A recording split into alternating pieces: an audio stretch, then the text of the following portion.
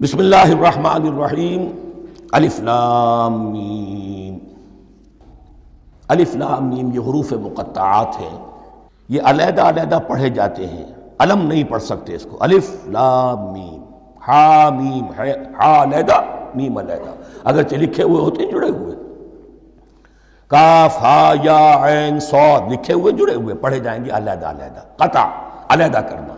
تو حروف مقطعات ان کے بارے میں ایک بات تو جو ہے اجماعی ہے، سب کے نزدیک مسلم ہے، ان کا کوئی حتمی مفہوم اور ان کے حتمی معنی کسی کو معلوم نہیں سوائے اللہ اور اس کے رسول کے۔ اس معنی میں یوں بھی کہا گیا یہ کوڈ ورڈز ہیں، جیسے کہ کوئی میسیجز جو ہیں ادھر ادھر بھیجے جاتے ہیں، سیکرٹ میسیجز، تو کچھ کوڈ ورڈز ہوتے ہیں جس سے سمجھ میں آتا ہے کہ یہ بات واقعتاً صحیح سورس سے آ رہی ہے، واللہ عالم۔ لیکن اس کا کوئی مفہوم اور اس کے معنی جو ہیں وہ اتفاق اس پر ہے، اگرچہ بعض حضرات نے کچھ اپنی سی کوشش کی ہے، کچھ مفہوم جو ہے بنانے کی، وہ اپنی جگہ پر ہے، لیکن یہ کہ کسی حضرت عبداللہ ابن عباس رضی اللہ تعالی عنہما نے بعض ایسی کوششیں کی ہیں، لیکن ان کی رائے کو بھی ان کی ذاتی رائے سمجھا گیا ہے، امت نے اسے قبول نہیں کیا۔ اجماع اور کنسنسس اسی پر ہے کہ اس کے معنی اور مفہوم کسی کو معلوم نہیں سوائے اللہ اور اس کے رسول کے۔ البتہ بعض چیزیں ایسی ہیں کہ وہ اگر نوٹ کر لی جائیں تو شاید آئندہ ہے اس میں کچھ راز کھلنے کے امکانات پیدا ہو جائیں۔ دیکھیے عربی زبان کے جو الفابیٹس ہیں ان کی تعداد 29 ہے یا 28 ہے، میں بتا چکا ہوں۔ الف اور حمزہ کو ایک سمجھے تو 28 ورنہ 29۔ پہلی بات یہ نوٹ کیجئے، قرآن حکیم کی 114 سورتوں میں سے 29 سورتوں میں ان کے شروع میں یہ حروف مقطعات آئے ہیں۔ دوسری بات یہ کہ اس میں 28 کا نصف کیجئے تو 14 استعمال ہوئے، 14 نہیں استعمال ہوئے، بالکل آدھی تعداد استعمال ہوئی ہے۔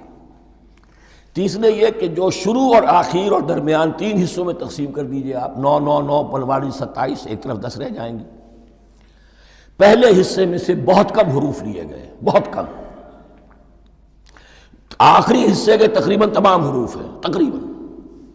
درمیانی حصہ وہ ہے کہ جس میں آپ نے دیکھا ہے کہ عربی میں جوڑوں کی شکل میں ہے، صاد ضاد، فرق کیا ہے نقطے کا، سین شین، فرق کیا ہے نقطوں کا، را زا، فرق کیا ہے نقطے کا۔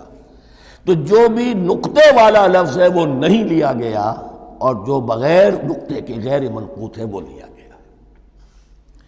پھر اس میں 3 صورتیں ہیں جن میں ایک ایک حرف آیا ہے، سورہ قاف، سورہ نون، سورہ صاد۔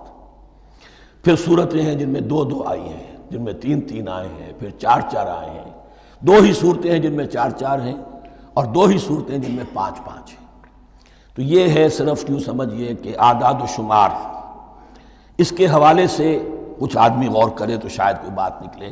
باقی وہ مثال میں آپ کو بتا دیتا ہوں کہ حضرت عبداللہ ابن عباس نے ایک رائے ظاہر کی کہ الف لام میم در حقیقت ایک جملے کا خلاصہ ہے، انا اللہ اعلم۔ پہلا لفظ ہے انا، اس کا الف لے لیا، درمیانی لفظ ہے اللہ، اس کا درمیانی لام لے لیا، تیسرا لفظ ہے اعلم، یہ آخری لفظ ہے، آخری حرف میم لے لیا، انا اللہ اعلم، میں اللہ جانتا ہوں، واللہ اعلم، واقعتاً اللہ ہی جانتا ہے۔ یہ حضرت عبداللہ ابن عباس کی رائے ہے، لیکن اگرچہ انہیں حبر الامت مانا گیا ہے، لیکن یہ کہ ان کی اس رائے کو بھی اکثر و بیشتر مفسرین نے قبول نہیں کیا۔